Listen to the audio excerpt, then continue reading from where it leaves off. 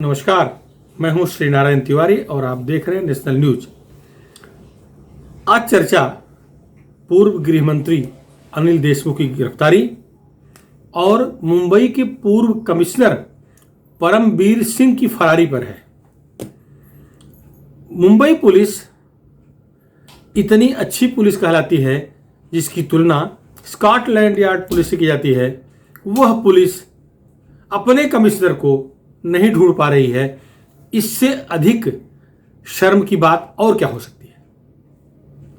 अनिल देशमुख गृह मंत्री थे, उन्हें मुंबई पुलिस नहीं ढूंढ सकी। उन्हें ईडी ने दबोचा है। कहने के लिए कहा जा रहा है कि वो ईडी कार्यालय में आए, आत्मसमर्पण किए, या कहिए कि आए, बयान देने के लिए आए। साथ नोटिस निकली थी, बयान देने के लिए आए थे, ऐसा उनका दावा है, उनके वकीलों का दावा है। लेकिन जो अंदर की खबर है वो ये है कि ईडी ने दबोचा है उन्हें। ईडी ने 12 घंटे पूछताछ कर गिरफ्तार किया। उन्हें पकड़ के लाने काम ईडी ने किया है। चारों तरफ से जब शिकंजा कसा, जब कोई मार्ग नहीं दिखा बचने का, कोर्ट, निचली अदालत से लेकर के सर्वोच्च न्यायालय तक जितने दरवाजे हैं, जितनी संभावनाएं थीं, उस सारे संभावनाओं को तलाशा, टटोला। जब कोई मार्ग नहीं मिला तो ईडी कार्यालय में आकर के सरेंडर किए, ऐसा वो कह रहे हैं। लेकिन ईडी सूत्रों का कहना है कि उन्हें गिरफ्तार किया गया है। खैर, चर्चा यह कि अब जो पूरे राज्य की पुलिस को आदेश देते थे, जिनके इशारे पर अर्णव गोस्वामी को दबोच कर गिरफ्तार किया जाता था, जेल में ठूंस दिया जाता था, आज वही व्यक्ति जेल में ईडी की हिरासत में है, जेल जाने के मार्ग पर है। ये छोटा मोटा आरोप नहीं है, छोटी मोटी बात नहीं है। एक सामान्य प्रकरण में नहीं गिरफ्तार किए गए हैं, सामान्य प्रकरण में नहीं गिरफ्तार किए गए हैं। वो गंभीर मामला है। 100 करोड़ वसूली का मामला भी है, और जो पैसे 4.5 करोड़ एक फर्जी कंपनी में डाला गया और फर्जी कंपनी के मार्फत इनके विद्यालय को आया, विद्यालय अकाउंट में आया, नागपुर के संस्थान में आया, वो सारे मामले रिकॉर्ड पर हैं। इसीलिए ये कितनी भी कोशिश की इनके वकीलों ने, इन्हें कोई अवकाश नहीं मिला। इन्हें पुलिस ईडी की हिरासत में जाने से बचने का कोई मार्ग नहीं मिला। ईडी 6 नवंबर तक ये ईडी के हिरासत में रहेंगे। इनसे पूछताछ की जाएगी, पूछताछ की जा रही है, कठोरता के साथ पूछताछ जारी है, क्योंकि 1 मार्च अप्रैल से लेकर के अब तक ये भागे फिर रहे हैं। महाराष्ट्र की सबसे प्रबुद्ध पुलिस बल कहलाता है, वह इन्हें नहीं ढूंढ पाया, जबकि इन्हें पुलिस सुरक्षा प्रदान की गई है। ये सुरक्षा श्रेणी के मंत्री रहे हैं, और होम मंत्री, एक्स होम मिनिस्टर होने के बाद, अर्थात पूर्व गृह मंत्री बनने के बाद भी उसे आजीवन सुरक्षा दी जाती है, आवश्यकता के अनुसार। जिस तरह से गुजरात के एक पूर्व गृह मंत्री की हत्या हुई थी, तब से ये आदेश है कि यदि थोड़ा भी कहीं से इनपुट हो तो आजीवन सुरक्षा का प्रबंध सरकार को करना है, सारे पूर्व गृह मंत्रियों का। तो अनिल देशमुख तो सुरक्षा श्रेणी में थे ही, लेकिन इनकी पुलिस, महाराष्ट्र की पुलिस नहीं ढूंढ पाई थी। अब 6 नवंबर तक, अर्थात दिवाली इनकी काली ही जाएगी, काली ही दिवाली रहेगी। दिवाली में रोशनी देखने को उन्हें नहीं मिलेगा, क्योंकि पुलिस हिरासत में इनसे पूछताछ जारी रहेगी। 6 नवंबर को इन्हें फिर से ईडी के न्यायाधीश के सामने पेश किया जाएगा। आगे क्या होगा, न्यायालय इन्हें को फिर से ईडी के सौंपता है अथवा मजिस्ट्रेट कस्टडी दे करके जेल भेजता है, ये न्यायाधीश के ऊपर है, ये उस दिन तय होगा। देखिए, सारे हथकंडे अपनाए अनिल देशमुख राष्ट्रवादी कांग्रेस पार्टी के बड़े नेता हैं, और इनको बचाने के लिए राष्ट्रवादी कांग्रेस पार्टी के सूत्र में शरद पवार भी एड़ी चोटी की पूरी ताकत लगा दिए थे। दिल्ली में इनके लिए पहली बार शरद पवार को 2 प्रेस कॉन्फ्रेंस लगातार लेनी पड़ी। लेकिन कोई फायदा नहीं हुआ। शरद पवार इन्हें निर्दोषी कह रहे हैं। आज भी राष्ट्रवादी कांग्रेस पार्टी के प्रवक्ता या राष्ट्रवादी कांग्रेस पार्टी के सारे नेता, कांग्रेस शिवसेना के भी नेता, कांग्रेस के भी नेता, सब इन्हें निर्दोषी कह रहे हैं। सब आरोप मढ़ रहे हैं कि केंद्र की एजेंसियां परेशान कर रही हैं। एक सवाल पूछा जा रहा है कि जो पैसे दिख रहे हैं, जो हेरा फेरी दिख रही है, ऑन रिकॉर्ड है, इलेक्ट्रॉनिक प्रमाण है, क्या वो जानबूझ के एजेंसियां उसे बना दी हैं? क्या इनके सचिन वाजे का जो बयान है उसे वह झूठा मान लेते हैं?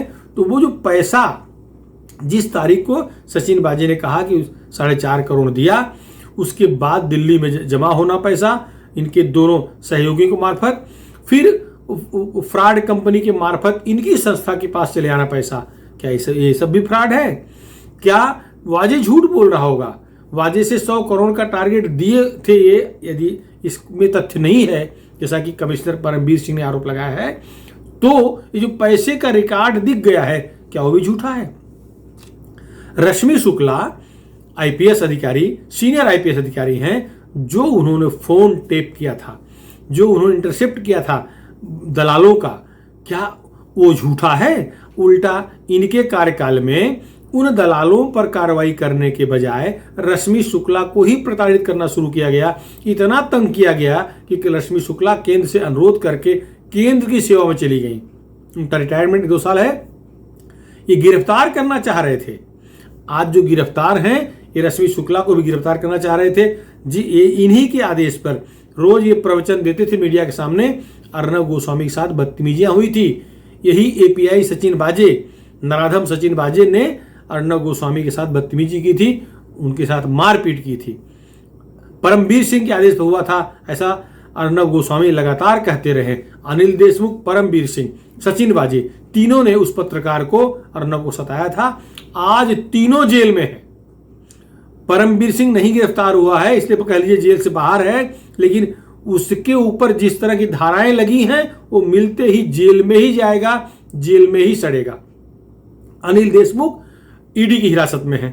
ईडी के अलावा सीबीआई का भी शिकंजा कस रहा है, इनकम टैक्स का भी कसा हुआ है, और ये मामला फॉरेन फंडिंग का भी दिख रहा है, क्योंकि अंटेलिया मामले में एनआईए जांच कर रही है, लिंक वहां भी जुड़ रहा है। तो इसके बाद जो सबसे बड़ी संस्था देश की है, एजेंसी देश की है, एनआईए, वो भी जांच करेगी। एनआईए के हाथ में जाने के बाद लौटना मुश्किल होता है। वो प्रमाणित, बिना उनके पास पूरे प्रमाण को हाथ नहीं डालते, और यदि हाथ डालेंगे इस पर, डालना ही पड़ेगा, क्योंकि अंटेलिया प्रकरण की जांच एनआईए कर रही है और सबके तार जुड़े हुए हैं। तो अनिल देशमुख उस, अगर ईडी की जांच से किसी तरह से बेल वगैरह पा जाते हैं, सीबीआई, इनकम टैक्स, एनआईए आदि एजेंसियां सक्रिय हो जाएंगी और अपने अपने लेवल पर जांच शुरू करेंगी, हिरासत में लेंगी। ये सब होने वाला है।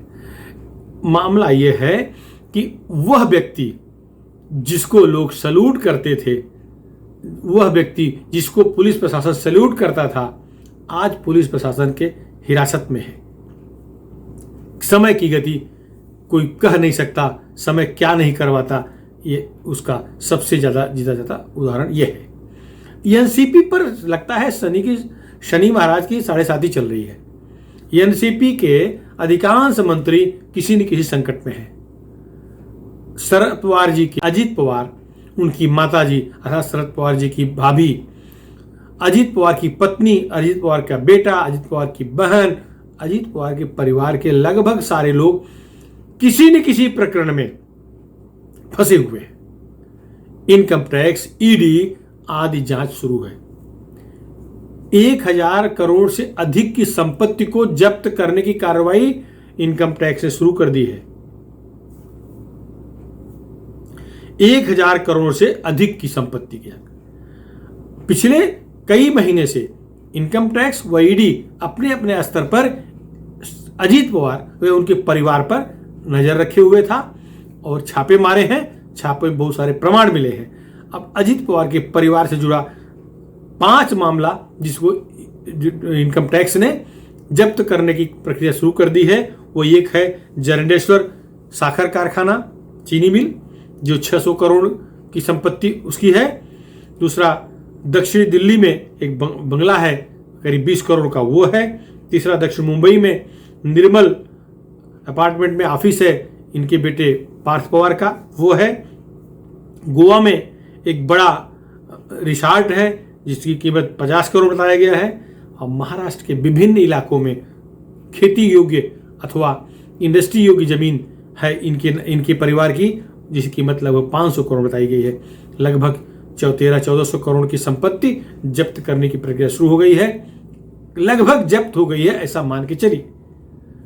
पहला, अनिल देशमुख जेल में ईडी की हिरासत में। दूसरा, डिप्टी सीएम राष्ट्रवादी कांग्रेस पार्टी के सर्वेसर्वा वो अजित पवार उसी मार्ग पर हैं। 12 घंटे पूछताछ के बाद अनिल देशमुख गिरफ्तार किया ईडी ने। पूछताछ के लिए जब बुलाने की प्रक्रिया शुरू होगी तो गिरफ्तारी प्रक्रिया शुरू होगी। पूरा कुनबा इनका संकट में दिख रहा है। तीसरा भी नाम, जिस तरह से नवाब मलिक झूठे प्रकरणों को लेकर के, या अगर उनके पास प्रमाण है, सत्यता है उनके पास, तो उन्हें कोर्ट में जाकर के बाकायदे इसके खिलाफ पीआईएल दाखिल करना चाहिए था अथवा प्राइवेट केस करना चाहिए था। लेकिन वानखेड़े के खिलाफ वो केवल बयानबाजी दे रहे हैं। उनका दामाद 8-9 महीना जेल में रह के आया है ड्रग प्रकरण में। समीर वानखेड़े को बदनाम तो कर रहे हैं, सच्चाई कितनी है इसकी जांच शुरू है। वैसे जिस तरह से आयोग के उपाध्यक्ष ने कह दिया कि वो हिंदू ही है, उसके सारे कागजात हिंदू के हैं, मुसलमान नहीं है समीर वानखेड़े, और इसके बाद भी नवाब मलिक आरोप लगाते जा रहे हैं, आरोप मढ़ते जा रहे हैं कि समीर वानखेड़े का परिवार मुस्लिम है। तो इस प्रकरण में इन पर भी शिकंजा कसता दिख रहा है। खबर है कि एनआईए इस पूरे प्रकरण में, पूरे ड्रग प्रकरण में एनआईए भी सक्रिय हो गया है। एनआईए आतंकवादी गतिविधियों की जानकारी मिलने पर आतंकवादियों से निपटने के लिए जांच करने वाली संस्था है। देश के अंदर और देश के बाहर भी उसे अधिकार है अपने स्तर पर जांच करने का। मामला ड्रग का है। ड्रग के तार दाऊद से भी जुड़े हैं, अफगानिस्तान से जुड़े हैं, पाकिस्तान से जुड़े हैं, नेपाल से जुड़े हैं। तो जिस जैसे भारत के बाहर मामला गया तो उससे निपटने का अधिकार केवल एनआईए को है। एनआईए ड्रग के मामले में आ चुकी है लगभग एजेंसी। इनके दामाद पर आरोप है कि वो ड्रग पेडलर है, ड्रग बेचता है, ड्रग सप्लाई करता है। इस सिलसिले में वो जेल जाके आया है। वैसे नवाब मलिक इसका पूरा खंडन किए हैं और वो वानखेड़े को पूर्वाग्रह से ग्रसित होकर के कार्रवाई करने की बात कर रहे हैं, आरोप लगा रहे हैं। अब एक लड़ाई और शुरू हो गई है, नवाब मलिक वर्सेस पूर्व मुख्यमंत्री देवेंद्र फडणवीस। देवेंद्र फडणवीस पर ये आरोप लगाते हैं कि सारा जो ड्रग का धंधा है वो देवेंद्र फडणवीस के छत्र छाया में चला, फला और फूला। देवेंद्र फडणवीस खंडन करते हैं, वो पूर्व मुख्यमंत्री हैं, उनके पास गृह मंत्रालय था, 5 साल तक वो मुख्यमंत्री थे, 5 साल तक उनके पास गृह मंत्रालय था, तो उनके पास पूरी कुंडली राज की होगी। आज भी पुलिस के आला अफसर उनको सर ही कहते हैं और वो सम्मान से अधिकारियों को बुलाते हैं, अधिकारियों को सम्मान देते हैं। इससे अधिकारियों पुलिस अफसरों का संबंध से बहुत अच्छा है। तो उनका दावा है कि दिवाली के बाद वो बड़ा बम फोड़ेंगे और उन्होंने अंडरवर्ल्ड से संबंध जोड़ दिया है नवाब मलिक का। अंडरवर्ल्ड संबंध जुड़ा, 100% दाऊद आएगा, पाकिस्तान आएगा, दुबई आएगा, तो यहां भी एनआईए प्रवेश कर जाएगी। एनआईए आई मतलब नवाब मलिक के परिवार पर संकट बढ़ा। इनका कबाड़ी का धंधा है, अरबों खरबों की संपत्ति होगी, ऐसा समीर वानखेड़े की बहन यास्मीन वानखेड़े कह रही है।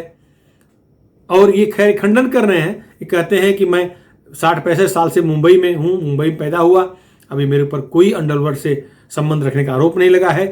अगर पूर्व मुख्यमंत्री के पास प्रूफ है, प्रमाण है, तो तुरंत बम फोड़े, दिवाली के बाद का इंतजार क्यों कर रहे हैं।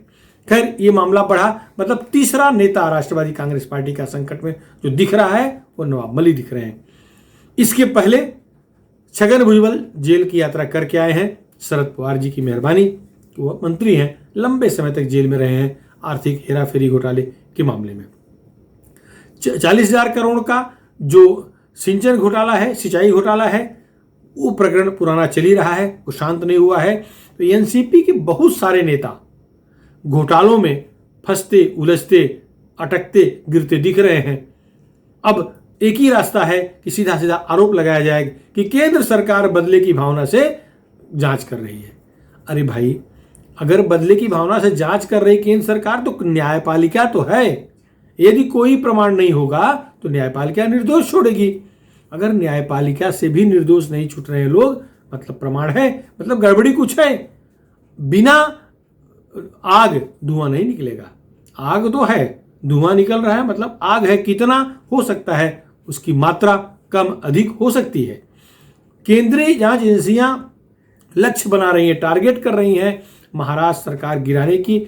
ऐसा आरोप नवाब मलिक भी लगाते हैं, ऐसा आरोप सचिन सावंत लगाते हैं, कांग्रेस प्रवक्ता रह चुके। ऐसा आरोप शिवसेना के मुख्य प्रवक्ता संजय राउत लगाते हैं। लेकिन एक बात समझ नहीं आती कि प्रमाण जो मिल रहे हैं, जो डॉक्यूमेंट्री एविडेंस हैं, क्या वो भी खोटे हैं? अगर वो प्रमाण खोटे हैं, जैसा कि केंद्रीय एजेंसियां दिखा रही हैं, तो कोर्ट का दरवाजा खुला है, सरकार में है, सारे बड़े से बड़े वकील आपके हाथ में हैं। सीधा कोर्ट पहुंचना चाहिए और केंद्रीय एजेंसियों को बेनकाब करना चाहिए अगर बिना वजह परेशान कर रही है तो। अनिल देशमुख की दिवाली तो काली गई, जेल में जाएगी। अजित पवार की प्रॉपर्टी सीज हो रही है, जब्त हो रही है, उनकी भी दिवाली खुशहाली बह रहेगी, ऐसा नहीं लगता। नवाब मलिक भी इसी तरह के चक्कर में फंसते दिख रहे हैं। फिलहाल इस मुद्दे पे इतना ही। लेकिन हाँ, आपको यदि हमारा वीडियो पसंद आया हो तो इसे शेयर जरूर करिएगा। और एक अनुरोध है कि यदि अभी तक आप हमारे चैनल नेशनल न्यूज चैनल को सब्सक्राइब न किए हों तो सब्सक्राइब जरूर कर लें और अपनी राय नेशनल न्यूज चैनल के कमेंट बॉक्स में जरूर लिखें। इस मुद्दे पर आपकी निजी राय क्या है? क्या केंद्रीय एजेंसियां सचमुच महाराष्ट्र सरकार को परेशान कर रही हैं, महाराष्ट्र सरकार को गिराना चाह रही हैं? आप अपनी राय कमेंट बॉक्स में लिखिए। धन्यवाद।